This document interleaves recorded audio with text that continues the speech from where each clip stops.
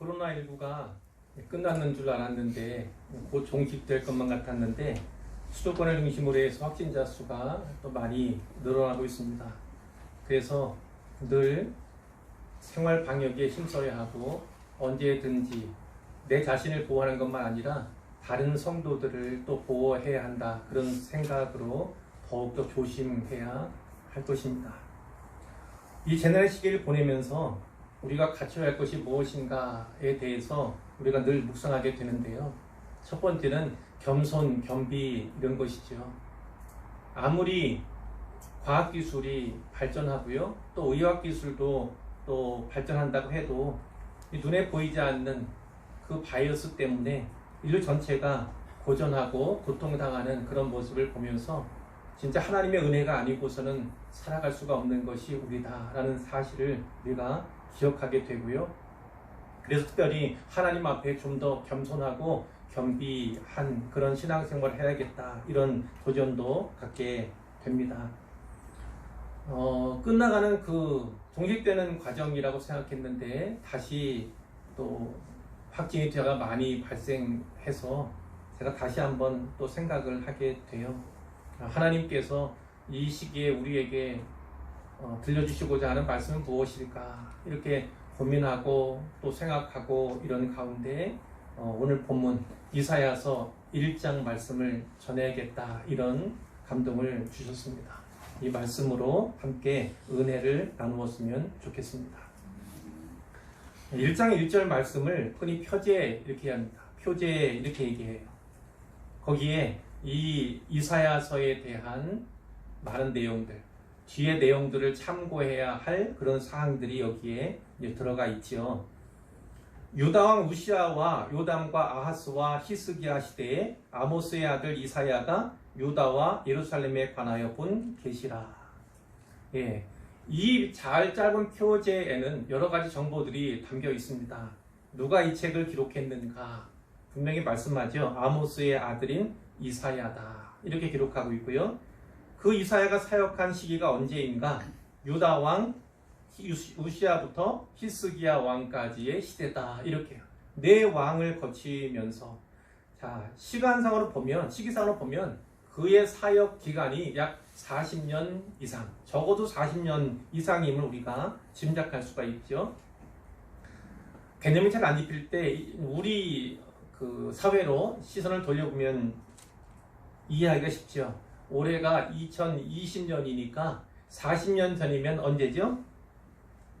1980년쯤. 1980년.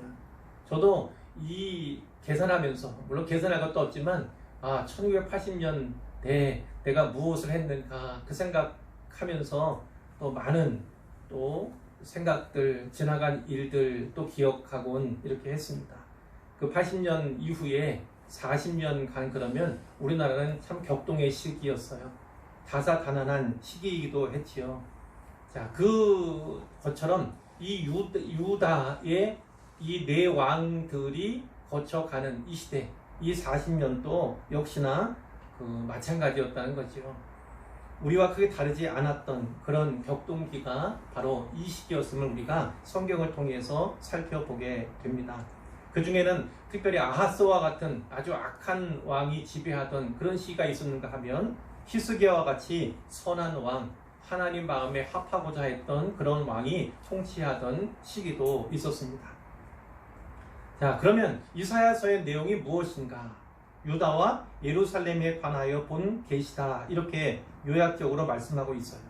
선지자로 사역하는 중에서 하나님께서 보여주신 것, 들려주신 그 계시를 여기에 기록했다는 것입니다. 즉 유다와 예루살렘에 관한 계시가 이 책의 내용인데요. 있었던 모든 일을 다 기록할 수는 없었겠지요. 계시로 보고 들은 것을 요약적으로 기록한 책이 이사야서다. 이렇게 이해하는 것이 좋겠습니다. 표제 이후에 2절부터 31절까지의 말씀, 여기에 보여지는 상황은요, 마치 법정의 분위기, 법정의 이미지다. 이렇게 볼 수 있습니다. 하나님께서 어미하신 재판장의 자리에 앉아 계신다고 생각하시면 되고요. 검사는 말과 글로 하나님의 고소를 대언할 선지자 이사야다. 이렇게 이해할 수 있습니다. 피고석에는 유다, 이스라엘, 북이스라엘과 남유다로 나뉘었잖아요. 북이스라엘은 이미 아수리에 의해서 멸망한 상태고 이제 남쪽 유다만 남았는데 이 유다도 이제 간당간당한 그런 상황입니다. 그 유다가 소환되어 있고요. 증인석에는 누가 있습니까? 2절에 보면 하늘과 땅이 증인으로 등장하는 것을 볼 수가 있습니다. 하늘이여 들으라, 땅이여 귀를 기울이라, 이런 말씀이 있어요. 왜 하나님께서는요 하늘과 땅을, 이 자연을 이 증인으로 소환하셨을까요? 자연이, 이 하늘과 땅이 말이 없이 묵묵히 있기는 하지만 모든 일들을 다 보고 있고 모든 말들을 다 들었다고 하나님께서 여기시기 때문이에요. 특별히 하나님께서 시내산 언약을 비롯해서 여러 언약을 이스라엘과 세우셨는데 그 언약의 자리에 사람들은 의식하지 못했지만 그러나 그 자리에 여전히 하늘과 땅이 있었다는 거지요. 그 보고 들은 그 증인으로서 이 하늘과 땅을 증인석에 소환한 거예요. 자, 고소의 내용이 무엇입니까? 2절 중반부터 4절까지에 나와 있는데 한마디로 말하면요, 이스라엘, 유다 백성이 하나님과의 언약을 파기하고 하나님을 거역했다, 여호와를 거역했다는 것이 요약적인 진술입니다. 자, 여호와께서 말씀하시기를 내가 자식을 양육하였거늘 그들이 나를 거역하였도다. 하나님께서는 이스라엘을 내 자식이다 이렇게 이야기를 해요. 근데 그 자식을 양육했다고, 진짜 힘겹게, 그리고 어찌든 잘 되게 하려고 키웠는데 그들이 나를 거역하였다 이렇게 말씀을 하고요. 소는 그 임자를 알고 나귀는 그 주인의 구유를 알건만은 이스라엘은 알지 못하고 나의 백성은 깨닫지 못하는 도다 이렇게 하나님께서 말씀을 하시는 거죠. 소나 나귀도 알만한 것, 깨달을 만한 것을 내 백성 이스라엘은 알지 못하고 깨닫지 못한다 이렇게 말씀을 하십니다.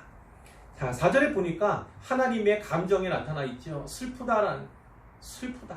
하나님은 때로 심판 가운데 또 진노하시는 모습이 있지만 단지 두려운 하나님만이 아닙니다.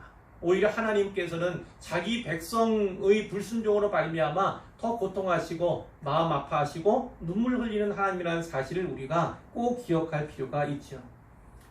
하나님께 보여지는 그런 이스라엘 모습은 어떻습니까? 범죄한 나라, 허물진 백성, 행악의 종자, 행위가 부패한 자식, 이렇게 보여지는 것이에요.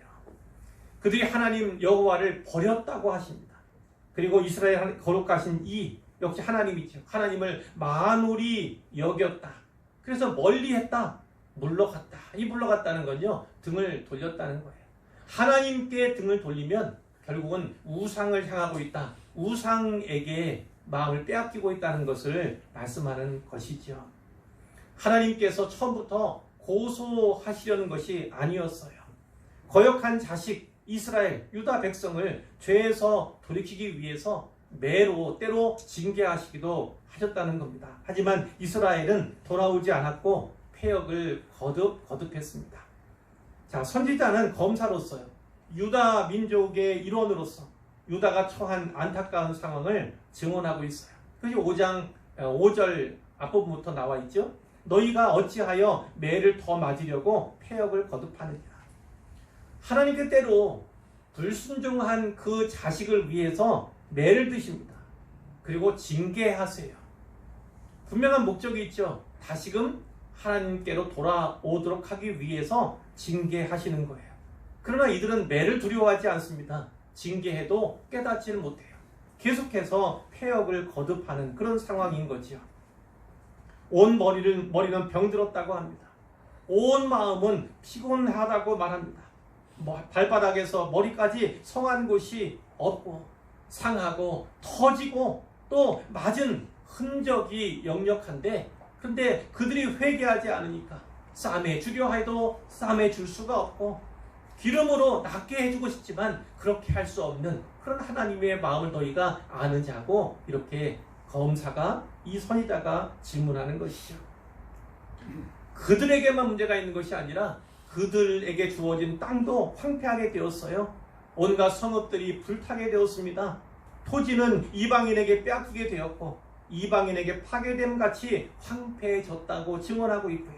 그러나 이 검사, 그 선지자이긴 하지만 이사야도 역시나 동족이잖아요. 유다 민족이지 않습니까? 그러니까 딸 시오는 포도원의 망대같이 참외밭의 원두막같이 애워싸인 성읍같이 겨우 남은 그 현실을 보면서 만군의 여호와께서 우리를 위하여 생존자를 조금 남겨두지 아니하셨다면, 하나님께서 우리에게 긍휼을 베풀어 주시지 아니하셨다면 우리가 소돔 같고 고모라 같았으리로다, 이렇게 탄식을 합니다.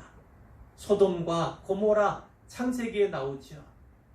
그 곳은요 완전한 멸망을 당한 곳이에요. 하늘에서 유황불이 떨어져서 불바다가 되었어요. 아무도 살아남지 못한, 그리고 그 폐역, 더 이상 타락할 수 없는 극치, 그것을 보여줬던 것이 소돔과 고모라이잖아요. 그렇게 소돔과 고모라처럼 멸망당했을 것이 우리인데, 그렇게 멸망당해도 할 말이 없는 것이 우리인데, 하나님께서 우리를 위해서 생존자를 조금은 남겨주셨다, 긍휼을 베풀어 주셨다, 이렇게 말씀을 하는 것입니다. 검사인 선지자가 이제 세 가지 증거 사례를 들어서 이스라엘, 유다 백성의 범죄를 적시하고 있습니다. 자, 첫 번째 범죄는, 자, 이 범죄, 이스라엘 또 유다의 범죄로만 살펴서는 안 되고요. 오늘 우리의 신앙생활 속에서 이러한 요소들은, 이런 문제는 없는가를 살피는 것이 지혜로운 것이죠. 자, 첫 번째 범죄는요, 종교적 부패입니다. 종교적 부패. 뒤에는 우상숭배에 대한 이야기가 또 나옵니다만 그 외에도 많은 종교적 부패의 모습들이 있었다는 것이죠. 자, 10절에 보니까 너희 소돔의 관원들아 여호와의 말씀을 들을지어다, 너희 고모라의 백성아 우리 하나님의 법에 귀를 기울일지어다, 이렇게 얘기를 합니다. 유다를 향해서 뭐라고 말합니까? 소돔의 관원들, 고모라의 백성들, 그러니까 멸망의 자식들이라는 것. 이제 곧 망해도 하나님께서 심판하셔서 멸망시킨다 할지라도 아무 말 할 수 없는 우리라는 것을 분명히 말씀하고 있어요. 관원들은 지도자급 아닙니까? 그리고 백성들은 그 지도를 받는 사람들이에요. 자, 그러니까 그 지도자들인 관원들, 백성들 모두가 한 통속이 되어서 타락을 했다는 거예요. 종교적인 타락의 면모가 모두에게서 위로부터 아래까지 완전 한 타락 가운데 있음을 말씀하는 것이죠. 이스라엘의 부패가 소돔과 고모라의 그 타락, 도덕적인 타락과 비견되고 있음을 우리가 볼 수가 있어요. 그 이유는 무엇입니까? 여호와의 말씀, 하나님의 법을 그들이 알지 또 깨닫지 못한다는 데 있어요.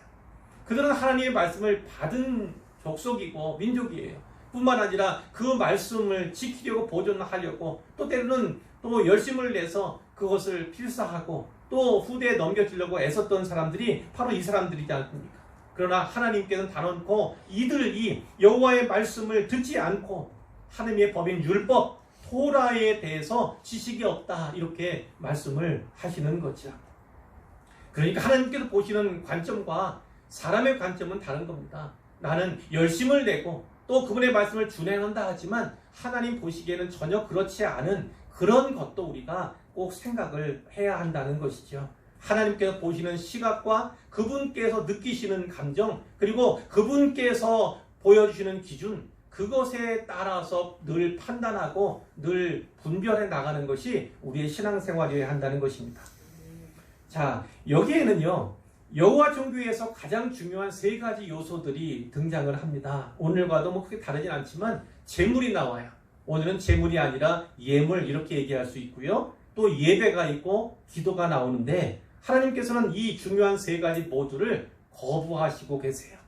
자, 첫째로 하나님께 거부하시는 것이 제물이에요. 13절에서 11절에서 13절까지 거의 나오는데 그 11절, 13절에 무려 8번이나 이 제물에 대해서 언급이 되고 있음을 우리가 보게 되죠. 자, 11절에 보면 무수한 제물이라는 표현이 나오죠.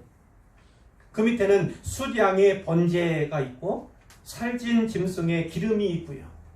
또 숫송아지, 뒤에 피가 연결이 되는 거예요. 숫송아지의 피, 어린 양의 피, 숫염소의 피, 그리고 13절에 보면 재물, 뒤에 분향, 이렇게 8가지 재물에 대해서 언급하고 있습니다.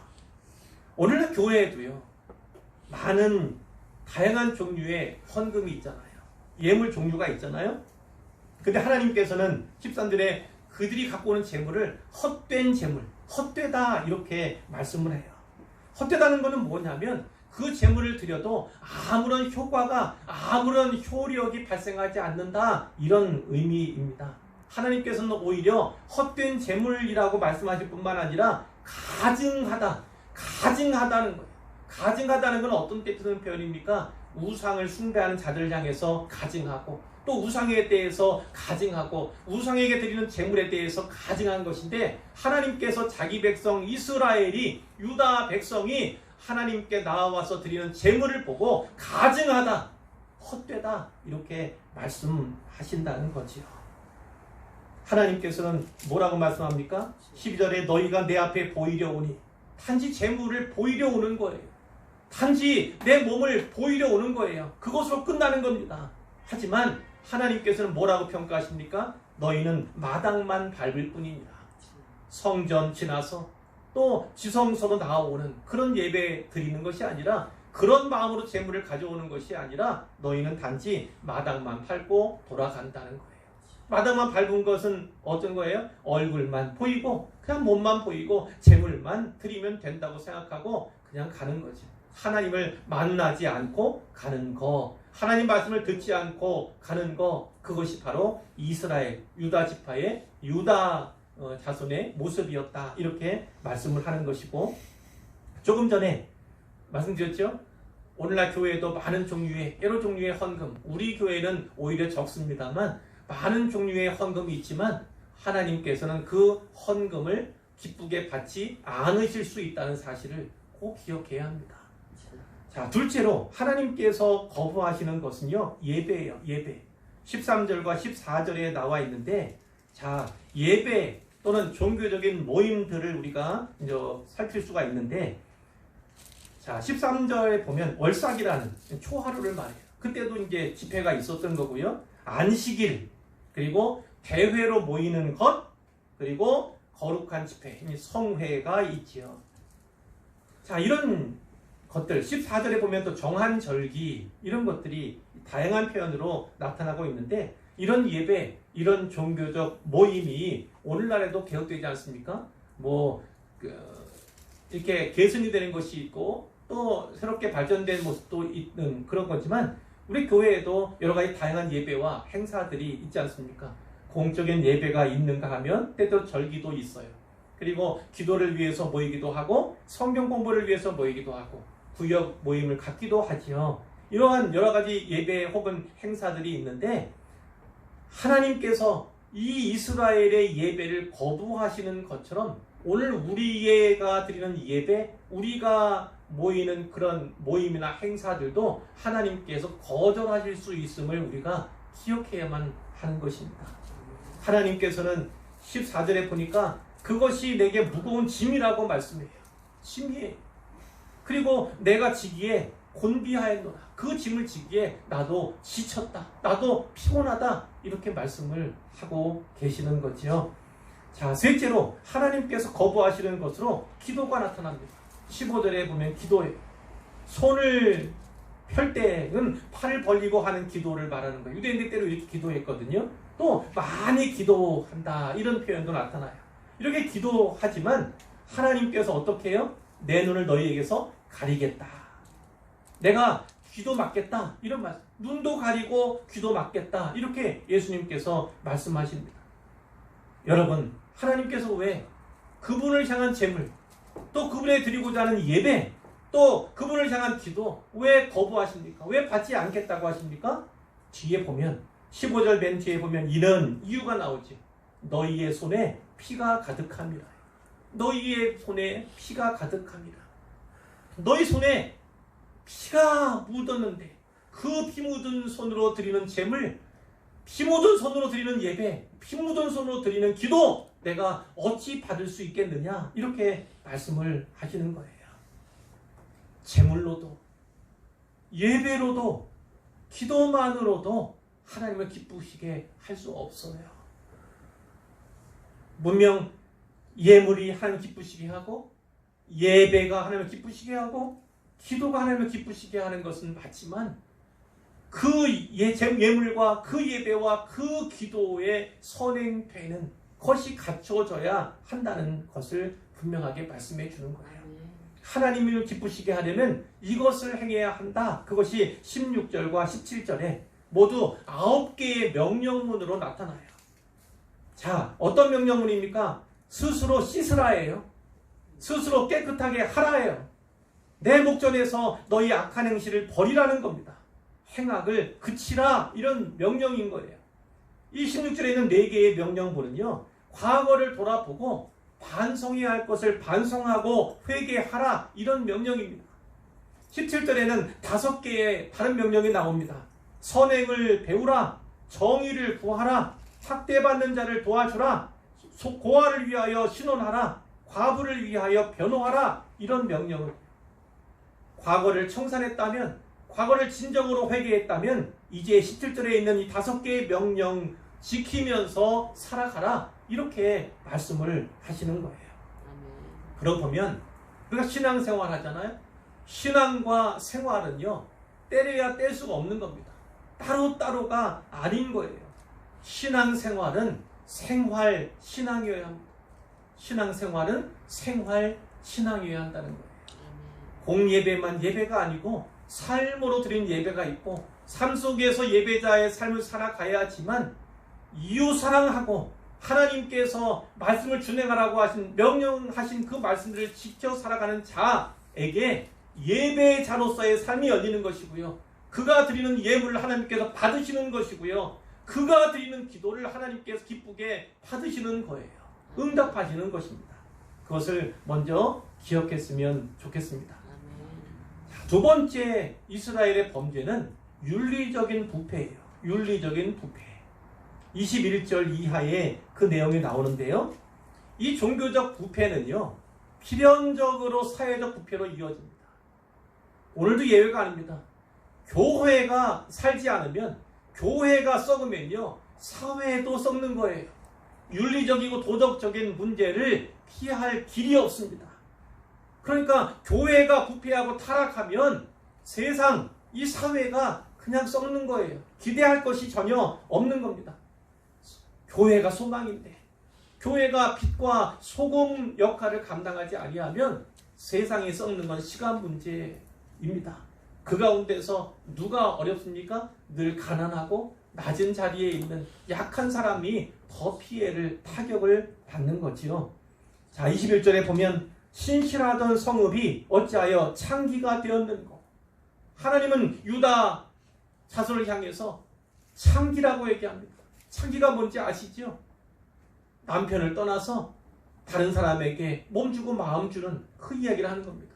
여호와 하나님을 남편으로 섬기지 아니하고 그 도를 벗어나서 오히려 우상에게, 다른 남자에 가서 또 빌부터 먹는 그런 것을 여기서 말씀하는 거예요. 정의가 거기에 충만하였고 공의가 그 가운데 거하였더니 이제는 살인자들 뿐이로다. 하나님 보시기에 모두가 다 살인자처럼 보이는 거예요. 정의와 공의가 있죠. 정의는 말하자면 재판을 정의롭게 한다, 이런 거예요. 판결을 굽게 하지 않는 게 정의예요. 하나님 뜻대로 말씀 따라 하는 것이 정의입니다. 그런데 공의는 어떤 의미가 더 강하냐면 가치관이에요. 하나님 중심, 말씀대로 살아가고자 하는 가치관. 그것이 옛날에 있었지만 지금은 다 정의도 사라지고 공의도 없어지고 남은 것은 다 살인자들 뿐이다. 이렇게 하나님께서 탄식을 하는 거지요. 20절에 보니까 내 은은 찌꺼기가 되었어요.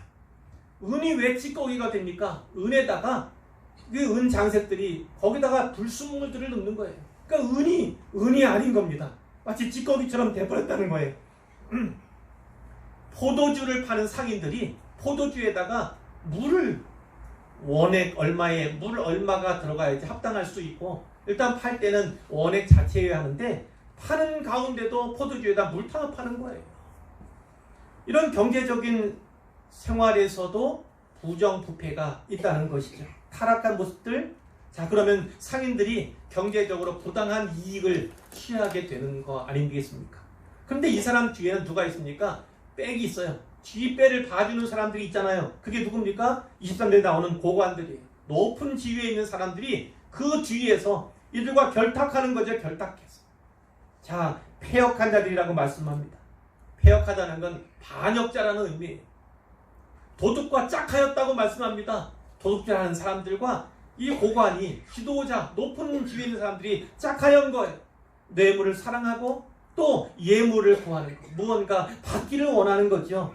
고아를 위하여 신원하지 아니하며 과부의 송사를 수리하지 아니하는도다. 어떤 거예요? 유전무죄, 그런 말이죠. 무전유죄, 그런 사회상을 말하는 것이고, 결국은 이 불의한 상인들과 높은 지위에 있는 고관들이 정경유착을 하는 그런 사회상, 오늘날 우리 사회만 아니라 오늘날 서구 사회의 모습에서도 이런 것들이 사실 많이 나타나지 않습니까?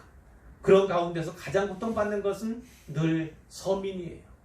가난한 사람들, 낮은 사람들, 고아와 가부와 같은 사회적인 약자는 더 큰 고통을 당하게 되는 것이죠. 하나님께서는 이 유다 백성을 향해서 심판을 선언하세요. 슬프다. 내가 장차 내 대적에게 보응하여 내 마음을 편하게 하겠고 내 원수에게 보복하리라. 하나님께서 이스라엘 자기 백성을 뭐라고 부릅니까? 내 대적이라고. 앞에서는 내 자식, 내 백성 이렇게 말씀했는데 여기서는 내 대적이라고 말씀하고 내 원수라고까지도 표현한 것을 볼 수가 있어요. 보응하고 보복하겠다. 하나님께서 복수하시겠다. 심판하시겠다. 이렇게 말씀을 하시는 거예요. 자, 25절에 보면 하나님께서 직접 심판하시는 게 나오죠. 내가 또 내 손을 네게 돌려, 이렇게 조금은 순화적인 표현으로 되어 있지만 좀 더 원어 가깝게 말하자면 하나님께서 손을 들어서 자기 백성을 치셨다는 겁니다. 자기 백성을 심판하셨다는 거예요. 자, 그랬더니 어떤 일이 일어납니까? 놀라운 반전이 일어나는 것을 우리가 성경에서 살필 수가 있어요. 첫 번째 25절 중간에 보면요, 네 찌꺼기를 제물로 씻듯이 녹여 청결하게 하며 네 혼자물을 다 제하여 버리고, 이런 표현이 나타난다고요. 자, 앞에 찌꺼기 있었잖아요. 은이 찌꺼기가 같이 되었어요. 왜요? 혼합물, 불순물을 막 집어넣었더니 은이 아닌 거예요. 뿐만 아니라 포도주에 물을 섞었잖아요. 혼합물이 있었잖아요. 많이 넣었잖아요. 자, 그런 얘기가 나와요. 내 찌꺼기, 내 혼합물을 다 청결하게 하고 제하여 버리겠다. 이런 말씀을 하시는 거죠. 그러니까 불순물과 같은 죄악을 제거하겠다. 제거된 상태를 말하는 거예요. 자, 욥기를 우리가 기억하지요? 오늘 아침까지 욥기 설교를 할까? 다시 다윗의 시편으로 갈까? 고민이 사실은 많이 있었어요. 한 1시간 정도. 자, 욥기에 이런 말씀이 있어요. 그러나 내가 가는 길을 그가 아시나니 그가 나를 단련하신 후에는 내가 순금같이 되어 나오리라. 이런 말씀을 너무나 잘 아시잖아요. 단련하시기 후에는 내가 순금과 같이 되어 나오리라. 하나님께서 인생에게 또 어떤 족속이나 민족을 향해 단련의 시기를 허락하실 때가 있다는 거예요. 근데 하나님께서 그 단련케 하시는 이유가 무엇입니까? 순금같이 되어 나오기를, 순금과 같이 되어 나온 그를 보기를 원하시는 거예요. 그러니까 믿음에 비유하자면 순금과 같이, 정금과 같이 순수하고 순결한 믿음을 가진 자로 거듭나게 하기 위해서 하나님께서 단련의 시기를 주신다는 거죠. 용광로에 집어 넣으신다는 거예요. 그 펄펄 끓는 용광로를 거쳐야만, 지나가야만 결국 불순물이 제거되고 순금과 같이 되기 때문이에요. 자, 무엇을 생각할 수 있습니까? 하나님께서는 유다 자손을 향해서 혹독한 재앙을 준비하신 거예요. 혹독한 재난. 그러나 그들의 멸망을 목적으로 한 것이 아니라 그들이 다시금 거룩하게 되고 다시 순결하게 되기를 원하시는 그런 목적에서 그렇게 하신다는 거죠. 자, 두 번째 놀라운 반전은요, 리더십이 회복되는 거예요. 26절에 보니까 내가 내 재판관들을 처음과 같이 내 모사들을 본래와 같이 회복할 것이라 이런 말씀을 하잖아요. 어떤 사회에도 지도자가 가장 중요합니다. 지도자가 타락하고 부패하면 그가 다스리는 사회, 세상은 더 타락할 수밖에 없는 거예요. 앞서 하나님께서는 그들을 패역한 자, 반역자라고 불렀어요. 그리고 도둑과 짝한 자들이라고 말했는데 여기서는 재판관, 모사들 이런 표현으로 나타나죠. 이와 같은 자들, 리더의 리더십이 다시금 회복될 것이다. 그래서 의의 성읍, 신실한 고을이라는 이름이 다시 회복될 것이다. 이렇게 말씀을 하시는 것입니다. 세 번째로 놀라운 판결이 또 하나가 있는데요. 27절에 있어요. 시온은 정의로 구속함을 받고 그 돌아온 자들은 공의로 구속함을 받으리라. 이런 말씀이 있습니다. 여기에 돌아온 자들이라는 표현이 있죠. 이 돌아온 표현은 아마도 중의적인 복합적인 그런 의미가 담겨 있다고 생각이 되는데요. 돌아왔다는 건 회개하고 다시 하나님 앞에 나왔다. 이것을 의미하기도 하고요. 또 하나는 장차 어떤 일이 이 유다에게 있습니까? 바벨론에 망해서 바벨론으로 포로 잡혀가잖아요. 그때 포로기 70년을 마치고 돌아온 자들을 또 의미하기도 한다. 이렇게도 볼 수 있을 것 같습니다. 어찌되었든 돌아온 자들은 정의와 공의로 구속받게 될 것이다. 하나님께서 말씀을 하시는 거예요. 그러나 이 회복도 이 구속도 그 쓰라린 과정, 용광로와 같은 그 고난의 때를 거친 후에야 맞게 되는 회복이고 축복임을 우리가 성경의 내용을 통해서 알 수가 있죠. 우리가 분명히 알아야 합니다. 하나님께 때로 자기 백성을 치실 때가 있어요. 심판하실 때가 있습니다. 그러나 하나님의 징계와 심판, 그것은요 망하게 하기 위함이 아닙니다. 다시 회복하게 하고 다시 살리기 위해서 하나님께서 징계하신다. 이것을 우리가 꼭 기억해야 하는 것이죠. 그래서 야고보 선생은요, 야고보서 1장에서 이렇게 말씀하죠. 내 형제들아, 너희가 여러 가지 시험을 당하거든 온전히 기쁘게 여기라. 이렇게 말씀해요. 이는 너희 믿음의 시련이 인내를 만들어내는 줄 너희가 알미라. 그 믿음의 시련이 인내라고 하는 열매를 맺게 된다는 거예요. 자, 인내를 온전히 이루라. 이는 너희를 온전하고 구비하여 조금도 부족함이 없게 하려 함이라. 이렇게 말씀합니다. 그 시련을 잘 견디고 인내를 이루면 결국은 온전하고 구비해서 조금도 부족함이 없는 그런 신자요, 성도요, 그리스도인으로 변화시키기 위해서 하나님께서 주시는 시련, 하나님께서 주시는 시험, 하나님께서 주시는 고난이다. 이렇게 분명하게 말씀하시고 있습니다. 이제 세 번째예요. 큰 세 번째 이스라엘의 범죄는 우상숭배입니다. 이것은 28절 이하의 말씀에 있습니다. 28절에 보니까 그러나 패역한 자와 죄인은 함께 패망하고 여호와를 버린 자도 멸망할 것이다. 자, 패역한 자, 반역자예요. 하나님의 말씀대로 살지 않고 그 말씀 등지인 우상을 향한 자들이 바로 패역한 자죠. 죄의 문제를 해결하지 못한 자 역시 망할 수밖에 없습니다. 여호와 하나님을 버린 자도 멸망할 것이라고 분명하게 말씀을 하죠. 자, 그 이유가 29절에 있는데 너희가 기뻐하던 상수리 나무를 기뻐했다. 자, 또 너희가 택한 동산을 택했다. 이 동산은 에덴 동산 이렇게 되어 있지만 사실은 에덴 정원이잖아요. 가든이라고요. 여기도 마찬가지입니다. 동산이라고 나왔지만 정원을 생각하시면 돼요. 근데 왜 상수리 나무와 동산이 나올까요? 둘 다 우상 숭배와 관련이 있고 우상 숭배의 무대가 된 곳이 바로 이들이기 때문에 그래요. 이 가나안 지역에서는요, 큰 나무, 아주 푸른 나무 있잖아요. 그런 나무들 흔하지 않습니다. 그런데 이따금 발견되는 그런 나무들이 있으니까 사람들이 그 생기, 그 푸름에 반하는 거지요. 그래서 그러한 어떤 능력을, 그러한 또 푸름을, 또 그러한 생기를 입어볼까 이런 소망하는 가운데 거기에다가 제단을 쌓는 거예요. 그 나무를 숭배할 뿐만 아니라 그 앞에 제단을 쌓는 그런 일을 저지르는 거지요. 그리고 동산, 이 정원도 마찬가지입니다. 특별히 그 가운데 물이 있는 이 가뭄, 건기가 있는 되는데 건기 가운데도 물이 남아있는 곳을 그들이 또 숭배했다고요. 그런 곳이 다 우상 숭배와 관련이 있는데 하나님 뭐라고 말씀합니까? 너희가 기뻐하던 상수리 나무로 말미암아 너희가 부끄러움을 당할 것이다. 너희가 택한 동산 정원으로 말미암아 수치를 당할 것이다. 이렇게 말씀을 하는 것이죠. 그것은 가나안 사람들이 해왔던 일인데 하나님 백성이라고 하는 소위 여호와의 자녀라고 하는 그런 이스라엘 백성이 이 똑같은 일들을 자행하고 있는 것입니다. 우상이 사람들에게 생기를 줄 것 같고 또 어떤 푸르름을 줄 것 같고 또 생수를 줄 것 같지만 사실은 아니에요. 전혀 그렇지 않지요. 30절에 보니까 너희는 잎사귀 마른 상수리나무 같을 것이요. 상수리나무는 잎사귀가 마르게 될 거예요. 그 동산 물이 없게 될 것입니다. 그런데 중요한 것은요. 그 상수리나무 그 동산을 쫓았던 거기서 우상 숭배했던 자들은 어떻게 돼요?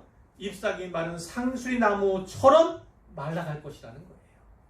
물 없는 동산처럼 너희도 말라갈 것이라고 되는 거예요. 아주 뻣뻣하게 말라갈 것이다. 자, 31절에 강한 자는 사모라기 같고, 자, 말라빠진 사모라기를 생각해 보세요. 자, 그의 행위는 불티 같아서 함께 탈 것이나 끌 사람이 없으리라. 어떤 상황이에요? 30절과 31절의 말씀이 아주 바짝 마른 상황이에요. 거기에 성냥개비만 딱 들이면 어떻게 됩니까? 활알 타버릴 그런 상황을 말씀하는 거예요. 하나님께서 거기에 불을 내시면 한 사람도 남아나지 못할 것이다. 모두가 멸망할 것이다. 어떤 사람도 그 불을 끄지 못할 것이다. 이렇게 말씀을 하는 것입니다. 이제 재판장의 시간이 되었어요. 재판장인 하나님께서 피고석에 선 유다를 향해서 이제 선고를 하시는데, 그러나 주목해 보십시오. 하나님께서 또 한 번 권면하시고 다시 한 번 기회를 주시는 것을 우리가 살펴볼 수가 있어요.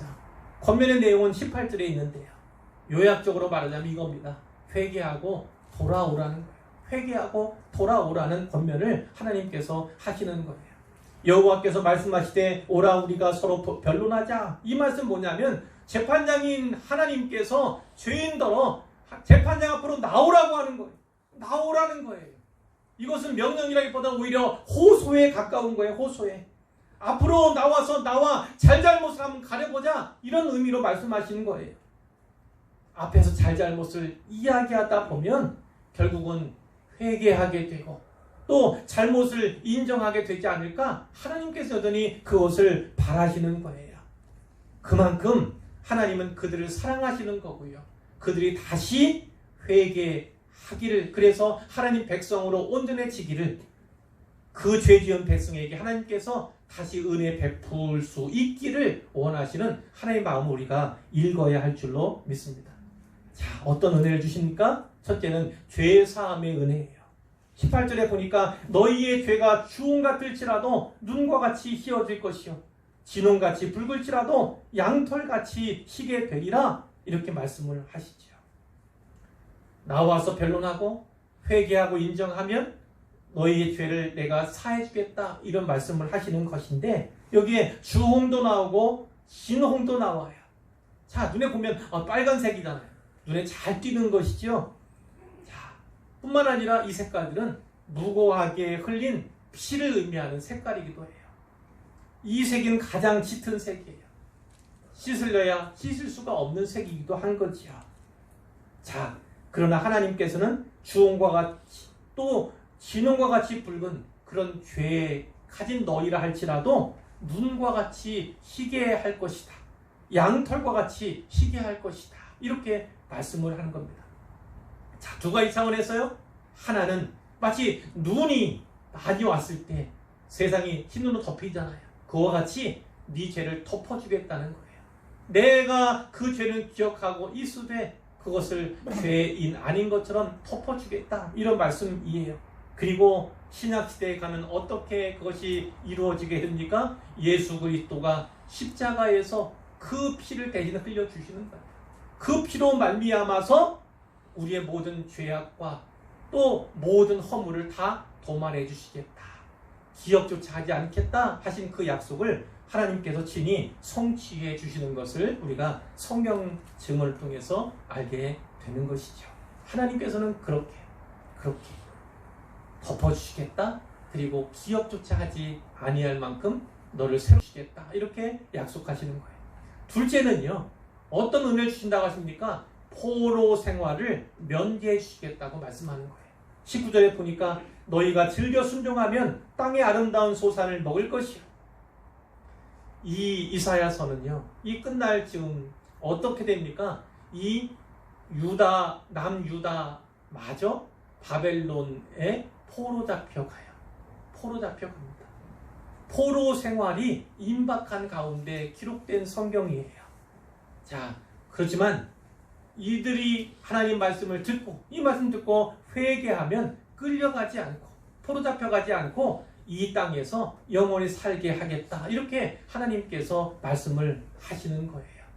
자, 하지만 거절하고 여전히 하나님 배반하면 어떻게 됩니까? 칼에 삼켜지리라 이렇게 말씀하죠.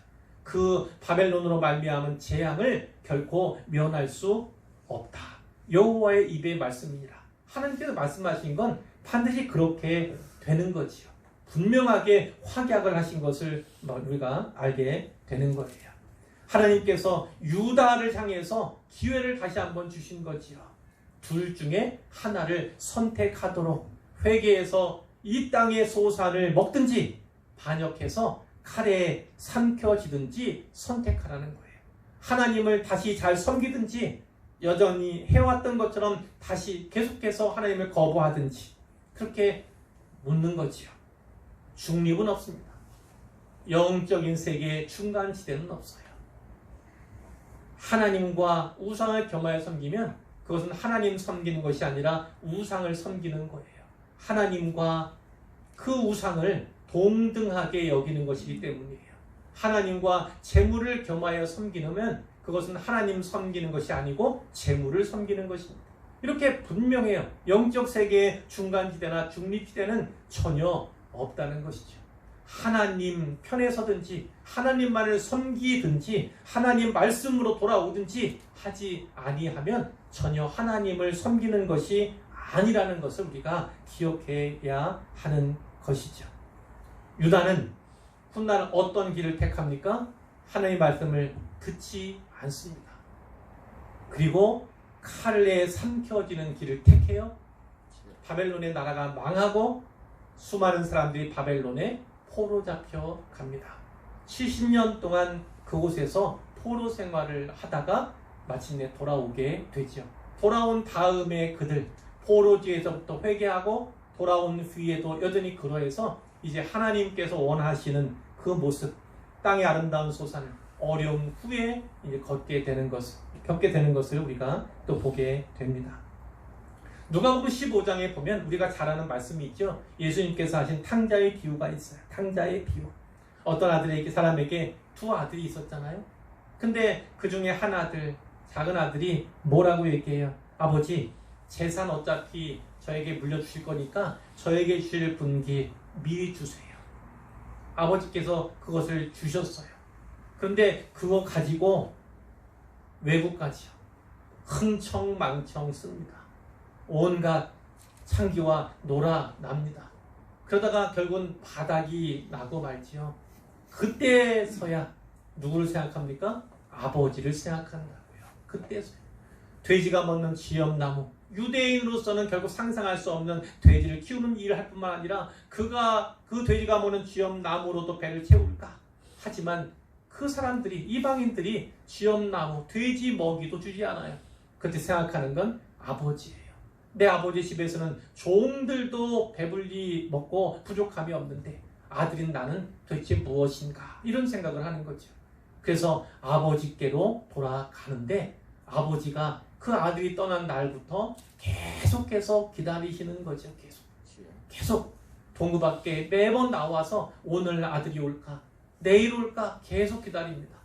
그러다가 아들과 같은 누가 오는데 아들이 먼저 발견한 것이 아니라 아버지가 그 아들을 먼저 발견하게 됐죠. 오매불망 찾고 기다리던 그 편이 먼저 발견하게 되는 거예요. 아버지가 먼저 달려갑니다. 아들은 쭈뼛쭈뼛 아버지에게 용서해달라고 말할 수 있을까 얘기조차 못하는 그런 상황이지만 아버지가 가서 그를 안아주시는 거예요. 그리고 그에게 모든 것을 회복시켜 주십니다. 신도 그리고 가라키도 이런 것 다 그의 의복도 그의 원래 신분을 회복시켜 주시는 것을 말씀하고 있는 거예요.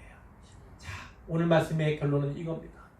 여호와께 돌아가시기를 바랍니다. 아멘. 그러면 죄의 사함을 받을 수 있어요. 신자로서 살아가다가도 죄를 범할 수 있고 또 회개하면 역시나 죄 용서 받을 수 있는 거죠. 포로 생활을 면제받거나 청산할 수 있습니다. 죄의 종으로 사망의 종으로 사탄의 종으로 살았던 그 포로 생활을 이제 청산할 수 있는 기회가 예수를 믿음으로써 하나님께 돌아옴으로써 회복될 뿐만 아니라 다시금 신자에게도 그런 회복이 있게 되는 것이죠. 하나님의 자녀로서 지위를 얻거나 회복할 수 있습니다. 하나님의 자녀가 되는 것은 예수님을 영접했을 때 가능한 거예요. 예수님 믿지 않고 그분 영접해 드리지 아니하면 우리 안에 성령이 들어와 계시지 아니하면 있을 수 없는 일입니다. 그러나 우리 안에 들어와 계신 성령님께서 하나님을 아버지라고 부르게 만드신다는 거지요. 아빠라고 부르게 하신다는 거예요. 그런 하나님의 자녀가 되기 위해서는 하나님께 돌아와야 합니다. 예수를 믿어야만 하는 것이고 또 예수 믿는 그래서 하나님의 자녀가 된 우리들도 여전히 하나님께 돌아가야만 합니다. 하나님께서 우리에게 그분의 자녀로서 주신 그런 지위가 있어요. 또 능력도 있습니다. 그런 책임도 있어요. 이 모든 것을 회복하기 위해서는 다시금 돌아가야 한다는 것입니다. 우리들 가운데 이들이 가졌던 종교적 부패의 모습, 윤리적인 부패의 모습, 특별히 우상숭배의 모습은 없는가를 돌아볼 필요가 있습니다. 특별히 코로나19 시국을 지나가면서 예배에 관한 문제가 가장 중요합니다. 어떻게 해야지 도대체 예배 회복할 수 있을까? 예배자로서 다시 회복될 수 있을까? 이런 생각들을 우리가 많이 하게 되잖아요. 오늘 본문에서 하나님께 제물을 드려도 오늘날로 말하면 예물입니다. 예배를 드려도 기도를 드려도 하나님께서 듣지도 않고 보지도 않으시고 오히려 거절하시고 거부하시는 그런 예물과 그런 예배와 그런 기도가 있음을 기억해야 합니다. 기도한다고 다 들으시는 것 아니고 예배 드린다고 해서 그거 받아주시는 것 아니고 예물 드린다고 해서 다 기뻐하시는 것이 아니에요. 삶 속에서 손에 피 묻히지 말아야 합니다. 그건 극단적인 표현이지만 하나님의 백성답게 거룩한 삶을 살아가지 아니하면 말씀을 준행하고 말씀대로 행하는 그런 모습으로 예배자의 모습으로 살아가는 삶이 아니라면 예배 자리에 와도 하나님께서 모른 채 하신다는 거예요. 나는 예배 드렸다고 하나님 만났다고 그분 말 들었다고 생각할지 모르지만 하나님 편에서는 나는 너를 여전히 모른다. 내 백성 또 내 자식이 아니라 너는 내 원수다, 내 대적이다. 이렇게 판단할 수 있다는 사실 우리가 두려움으로 생각을 해야 하는 것입니다. 오늘날 우상숭배, 예수 믿으면서 뭐 점집을 가거나 어디 가서 넙죽넙죽하거나 이런 일을 하지는 않으실 거예요. 성경은 분명히 탐욕에 대해 권고합니다. 탐욕은 우상숭배라. 제발 욕심을, 특별히 물질과 돈에 대한 욕심을 버렸으면 좋겠어요. 물질 만능 주의는 우리의 영혼을 썩게 만듭니다. 구원에서 멀어지게 합니다. 다시금 성경으로 돌아오고 하나님의 마음으로 돌아오고 하나님께서 돌아오라고 하는 다시 돌아오라는 그 말씀에 귀 기울이고 유념하지 아니하면 자칫 잘못하면 예배차인 듯하나 예배자가 아닌 참된 예배자로서 하나님께 발견되지 못하는 그러한 흠이 우리에게도 있을 수 있음을 우리가 유념해야 할 것입니다. 하나님께 돌아가고요. 다시 하나님께 돌아가고요. 우리의 드리는 예배뿐만 아니라 삶의 예배 통해서 온전한 예배자로서 하나님께 발견되는 은혜가 우리 모두에게 있기를 우리 주님의 이름으로 축복합니다. 아멘.